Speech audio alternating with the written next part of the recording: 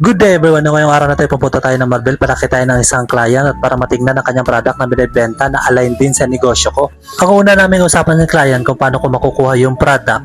Sabi niya payment first before niya i-ship yung product. Ang problema, may problema ako sa payment first na yan. Sa isip-isip ko, total malapit lang naman yung Marvel. Sinabi ko na lang sa kanya na mabiyahe na lang ako at para na rin makita at masuti ko na rin yung product na kanyang binibenta. Dito nga sa kanto, nagpagasolina na rin ako, mahirap nang dumediretso, baka maubusan tayo ng gasolina. Kaya dito sabi ko kay kuya, patusok, ay unlimited. Huy, charis lang ha, but anyway, ang ganda ng panahon ngayon, maliwalas ang kalangitan. Dito na doon nakaraang araw, maulan. Parang sinadya talaga ang day na to for me. Charis, special yarn. My God, nakakapagod pala mag-voice over, kaya bago ko pagpatuloy ang aking voice over, enjoy nyo muna ang view, kaya music, pasok!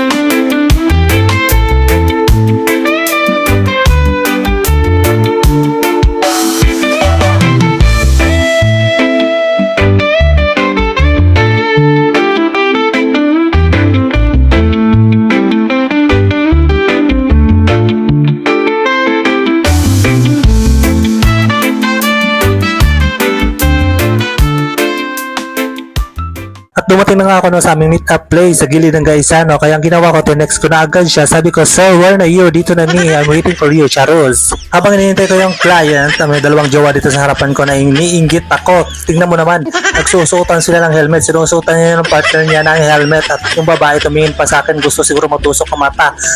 Happy yarn? Kung gusto niya palabasin, dalawa kayo, mag-isa lang ako. True, Charis. At maya-maya dumating na nga ang owner ng product, ang kumustahan, binigay naman agad niya ang product, atin naman tinignan at sinuri, all goods naman. Kaya binayaran ko na at nag-get to know each other na kami. Hoy, walang gun. Nasakit na siya ako sa dila. Nabubulo tuloy ako. Ano ba yan? At bumalik na nga ako at bibisitahin ko pa ang isa sa matatalik kong kaibigan sa Pulumulok. Ang problema, di ko talaga matimingan na papasok sa kanila. At ang nangyari, tingnan mo naman, lumagpas ako. My God. Kaya ang nangyari, bumalik ulit ako. Ang arte-arte ko naman ng voice over. May singaw na nga, ang arte-arte pa. Bulol pa, lahat na lang. Ano ba yan? Kaloka.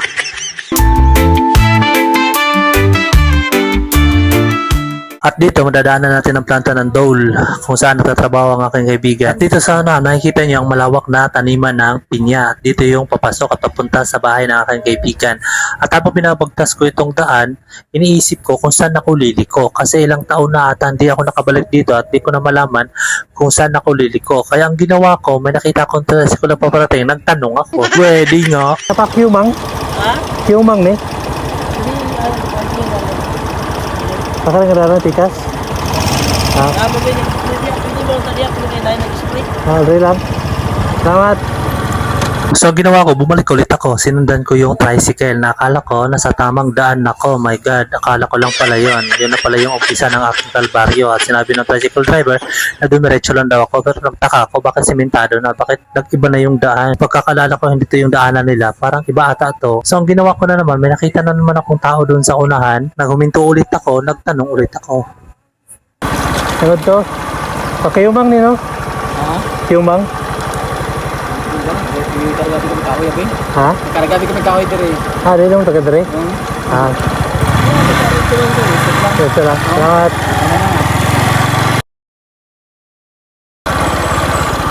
Ano tana? Pakiyumang ni? Ano yung taga dire? Karga na po mo, kauban mo ito? Oo, kauban na ito. So mga napagtanungan ko, hindi pala taga doon, nung malas ko naman. Sayang na pala yung kanina sa highway nung nalagpas ako, na maliligaw talaga ako. So dumidiretso ulit ako. Ngayon may nakita akong ministry, huminto ako at nagtanong ulit ako.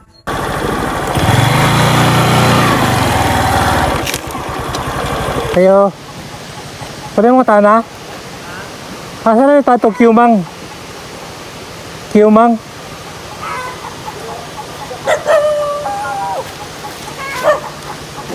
Ay buntag. Natana ata kasi dahil padulog Kiyumang. Oo. Ilalabuan. Kapikas pa? Bari na, yan na, Dre.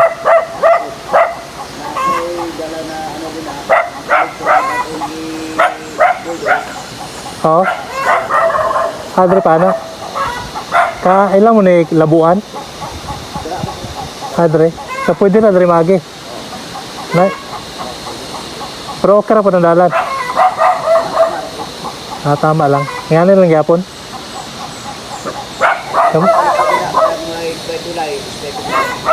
Abot sa tulay. Paano? Dre. Salamat. Sumakay ulit ako ng motor ko dahil akala ko tama na yun ang pagtanungan ko. Well, tama naman talaga siya, pero ang problema nung binabaybay ko yung daan, nagiging makipot na yung daan at lalong naging masukal. Kaya ang saunahan, nagduda na ako na baka ma-wrong turn tayo.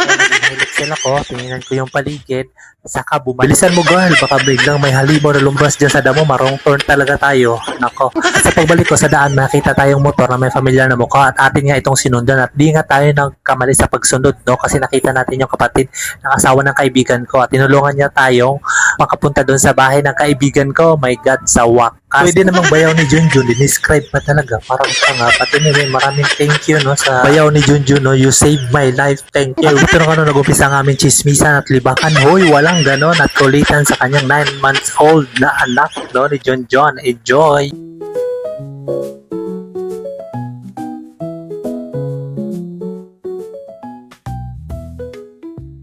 At dito na nanghalian na nga kami, no? Grabe talaga maganda itong mag-asawa na to. May pabiyo at may painihaw na isda na very accommodating na mag-asawa na to. Charos! Maganda at mag-prepare ng pagkain. Parang my birthday. Charot. Ganun ba ako kay special? Di naman.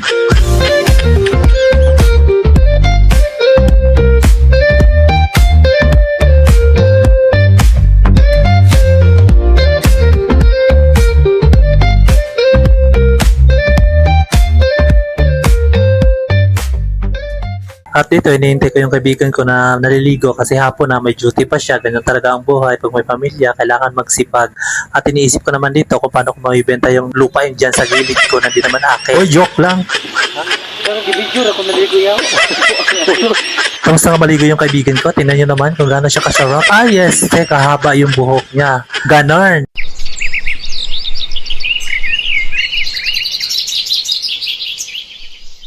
At all set na nga ang all, not? Paalis na kami. Maraming salamat sa panonood. Goodbye. Until next time.